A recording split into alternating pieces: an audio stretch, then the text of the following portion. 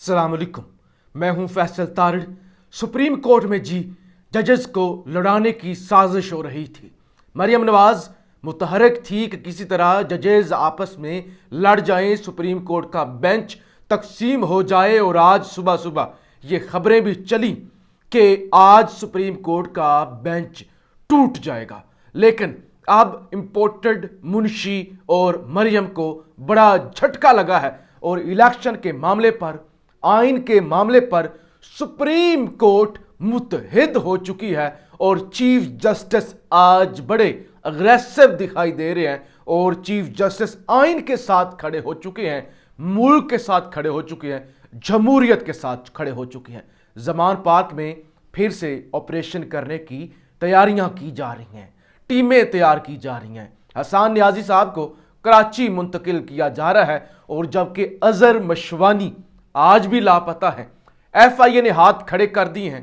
वो कहते हैं हमें बिल्कुल नहीं पता कि अजहर मशवानी कहां पे है, किसकी हिरासत में है, किसने अगवा किया है, हमें इस हवाले से कोई पता नहीं है। बहुत ज्यादा मेरे पास इस वक्त खबरें हैं गिरफ्तारियों के हवाले से, ऑपरेशन के हवाले से और खास तौर पे सुप्रीम कोर्ट के हवाले से, जो इस वीडियो के अंदर मैं आपके सामने रखने जा रहा हूं। जैसे कि मैंने आपको बताया कि सुप्रीम कोर्ट के जजेस पर इतनी तनकीद और इस तरह कोशिश हुई कि जजेस आपस में तकसीम हो जाएं और हम इसमें से फायदा उठाएं। जमाल खान मंदोखेल, जस्टिस जमाल खान मंदोखेल के बारे में यह समझा जा रहा था, उनका ज़ाहिर टिल्ट और वो सारा जो इख्तिलाफी नोट था, उस वजह से यह समझा जा रहा था कि वो आइन के साथ खड़े नहीं होंगे, वो जमहूरियत के साथ खड़े नहीं होंगे, वो चीफ जस्टिस के साथ खड़े नहीं होंगे। तो आज वो सारे का सारा ख्वाब, वो सारे का सारा प्लान मट्टी में मिल गया है। सबसे पहले चीफ जस्टिस ने कहा सादा सी बात है, सादा सी बात है। बात यह है क्या इलेक्शन कमीशन को डेट तब्दील करने का इख्तियार है?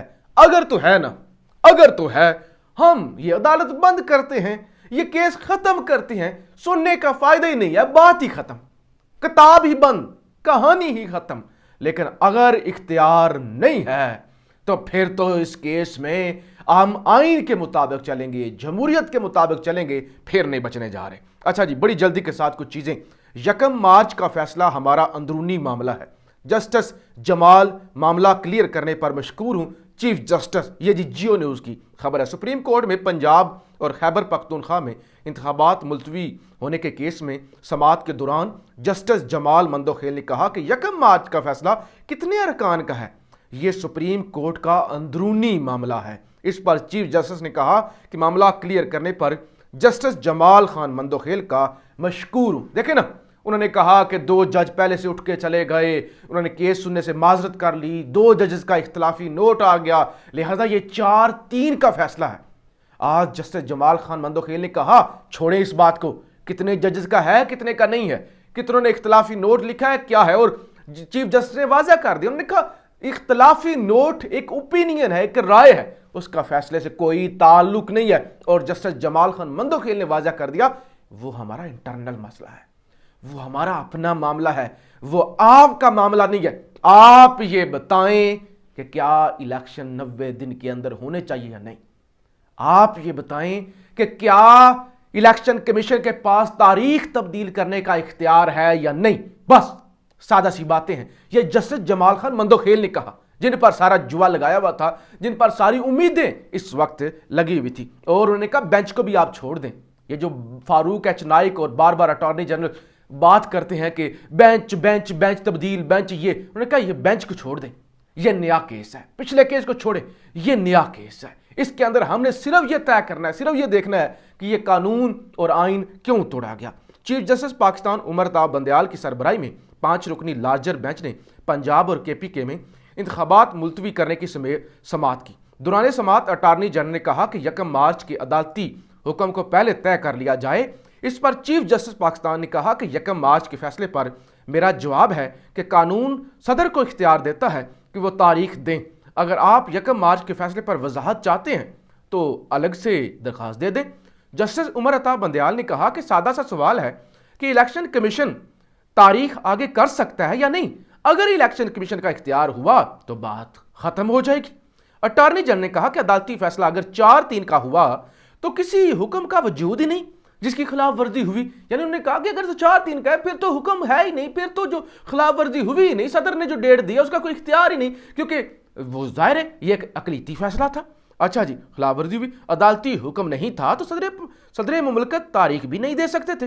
اس پر چیف جسٹس نے کہا کہ اس وقت مقدمہ تاریخ دینے کا نہیں، منسوخ کرنے کا ہے۔ جمہوریت کے لیے انتخابات ضروری ہیں۔ 2 معزز ججز نے فیصلہ دیا ہے۔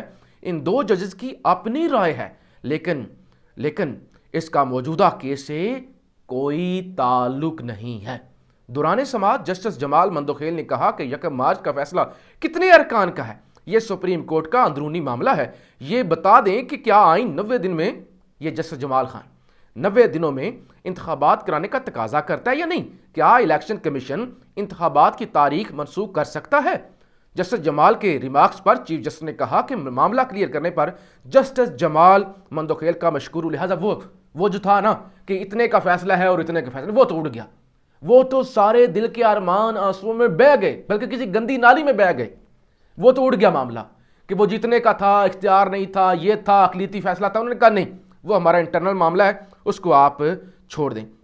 دوران سماعت چیف جسٹس پاکستان نے ریمارکس دیے کہ تمام قومی اداروں کا احترام لازمی ہے، اور اس میں ظاہرہ عدلیہ بھی ہے۔ چیف جسٹس نے پی ٹی آئی کے وکیل علی ظفر سے سوال کیا کہ آپ نے اپنی سیاسی قیادت سے بات کی؟ پی ٹی آئی کو پہل کرنا ہوگی کیونکہ عدالت سے رجوع انہوں نے کیا ہے۔ جسٹس عمر عطا بندیال نے کہا کہ ملک میں اس وقت تشدد اور عدم برداشت ہے، معاشی حالات دیکھیں، آٹے کے لیے لائنیں لگی ہوئی ہیں، آپس میں دست و گریباں ہونے کے بجائے ان لوگوں کا سوچیں۔ اس پر پی ٹی آئی کے وکیل بیرسٹر علی ظفر نے کہا کہ انتخابات میں تاخیر ہوئی تو یہ بحران مزید بڑھے گا۔ چیف جسٹس نے جواب دیا کہ تحریک انصاف اگر پہل کرے گی تو حکومت کو بھی کہیں گے، یعنی یہ مل جل کے کسی مقام پر پہنچے۔ سادہ سا سوال ہے، الیکشن کمیشن تاریخ آگے کر سکتا ہے یا نہیں؟ اختیار ہوا تو بات ہی ختم ہو جائے گی۔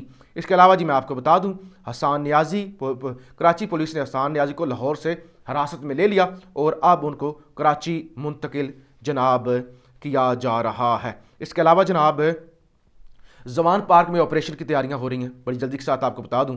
اب درخواست یہ آئی ہے لیسکو کی جانب سے، جو لاہور الیکٹرک سپلائی کمپنی ہے لیسکو، وہ یہ کہتی ہے کہ زمان پارک کے اندر بجلی چوری ہو رہی ہے اور ہم جو ہے وہ جا کے وزٹ کرنا چاہتے ہیں کہ کیسے بجلی چوری ہو رہی ہے، اور ہمیں وزٹ کرنے کی اجازت نہیں دی جا رہی۔ لہٰذا اب بجلی چوری کے نام پہ، جی بجلی وہاں پہ چوری ہو رہی ہے شہر کے سینٹر کے اندر، تو لہٰذا ہمیں وہاں پہ جانے کی اجازت نہیں ہے، ہم نے بجلی کو چوری سے بچانا ہے، اور اب چوری کا مقدمہ اور بجلی چوری کے لیے آپریشن، تو اس کے لیے زمان پارک میں جناب آپریشن کیا جا رہا ہے، دھڑا دھڑ گرفتاریاں بھی ہو رہی ہیں۔ اور اس سلسلے میں شاہد حسین ایک پی ٹی آئی کے سوشل میڈیا ایکٹیوسٹ، ان کو رہا کر دیا گیا ہے، اور اس پر فواد حسین چودھری کیا لکھتے ہیں، وہ کہتے ہیں شاہد حسین الحمدللہ رہا ہو گئے، برطانوی سفارت خانے کا ایک فون کافی تھا، اظہر مشوانی، حسان نیازی اور درجنوں اور احمق تھے جو پاکستان کے شہری رہے، واپس آ گئے کہ پاکستان میں رہیں گے، انہیں معلوم نہیں تھا پاکستانیوں کی حیثیت کیا ہے، ریاست کے نزدیک پاکستانی ہونا غلام ہونا ہے، لہٰذا اگر کوئی اور ملک کا شہری ہو تو اس سفارت خانہ فون کر دے تو اسی وقت سب کچھ حرکت میں آ جاتا ہے، لیکن یہاں پاکستانی ہونا غلام ہونے کے مترادف ہے۔ حامد میر صاحب جناب،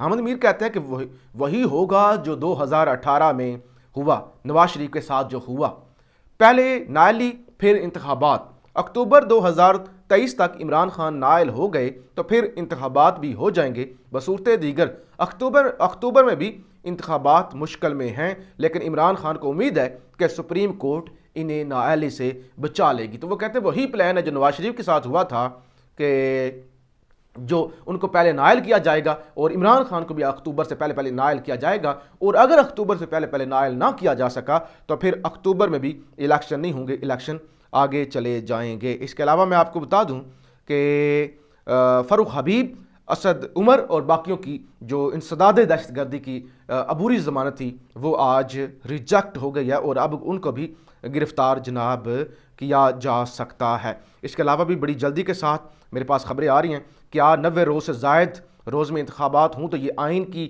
خلاف ورزی نہیں؟ یہ سپریم کورٹ نے آج پوچھا۔ کوئی قانون الیکشن کمیشن کو انتخابات ملتوی کرنے کا اختیار نہیں دیتا، چیف جسٹس عمر عطا بندیال انہوں نے بالکل واضح کر دیا، انہوں نے کوئی قانون بھی الیکشن کمیشن کو انتخابات ملتوی کرنے کا اختیار نہیں دیتا، اس سے آپ چیف جسٹس کی جو آج وہ میں نے کہا کہ بڑے اگریسو ہیں, بڑے کمیٹڈ ہیں, اس کا اندازہ ہو سکتا ہے.